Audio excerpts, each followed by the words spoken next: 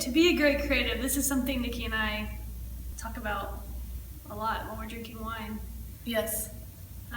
Many things. I think one thing that we've found really important is to have side projects that are outside of advertising. Yes. It helps you. We've written a screenplay. Yes, and we've done a podcast. We've launched a podcast, Lost Takes Balls. Yes. So when we do stuff like that, it just becomes one of those things where you can kind of come back to work, and work is so much. It's like a fresh perspective. So you actually get to do things for yourself. Yep. And then you kind of come back and you're like, okay, I can make this work, and I've done this over here, and things start to change in your mind, and I think it just widens everything out a little bit. Yeah, like not only is it a good creative challenge, but I think it also, it can get really cut up in advertising with, what is the strategy and the business problem, and those things, do not get me wrong, they're very important, we know that, but there's some element of, as creatives, as Ira Glass might say, you have good taste. And when you get to do things without all of that and just make things and put them into the world, it kind of reminds you like, at the end of the day, we're trying to make something that people really like, that they connect with. And as a person, I have taste, and I know how to make those things. It's very good. It feels really good. And we always look for, when we hire creatives, we always look to see if they have other things in their portfolio, because I think it makes people seem, they're doing more things outside of advertising. Because when you sit back and all you're doing is this, it just becomes, you kind of become numb. And that's like a reason too, you need to like work on other brands. I think that's also what makes it great creative. You start repeating, yes. So you get in this loop of repeating ideas back that you've seen before, if you're just in the advertising bubble. And talking about other teams, I think as creative directors, we always try, as we're doing a project, who can we bring in that has a different perspective or a fresh take? Yep. We recently worked on something for Walgreens, and it's a series of short videos with two girls in it just talking about beauty, and it's called Kate and Heather, and we really wanted it to feel like two girls just talking about beauty, so we brought a team in, Kate Griffiths and Heather Apple.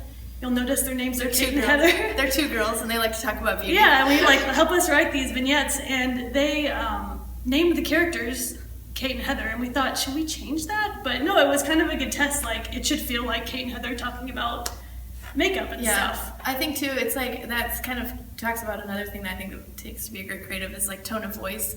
And when you have creatives that have certain, they can do a certain tone really, really well. So you get them to do that, like Kate and Heather just nail this thing. And it's like, when you do things then after that, it's like, well, would Kate and Heather say this? Right, it's a test. It's always a test, it's always a litmus test. Although it was a little confusing on production that the characters were named Kate and Heather, and the team working on it were named Kate and Heather. So confusing. That is something to consider.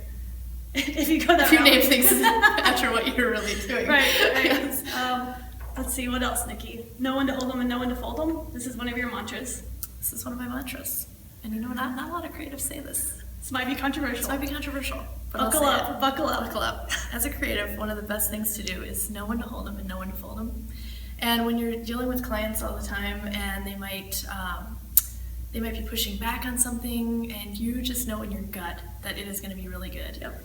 You got to know when to just kind of push, and you can put all your chips on the table. You got to put it all out there. Yeah, exactly.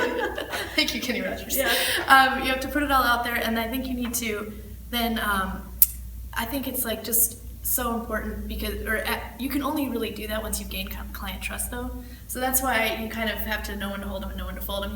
You might fold on something over here that is okay. Yeah. But you know that in the long run you're going to be able to. Right. Get something better. There's some battles to be fought, and some. It's just kind of a secret that we just let out of the bag. Yeah. One has to be quite stubborn and open-minded at the same time. So you have to be quite contradictory in many ways. So when you have a brief in front of you as an advertising creative, you're locked in to a piece of paper, a very tight brief. So one has to challenge that brief.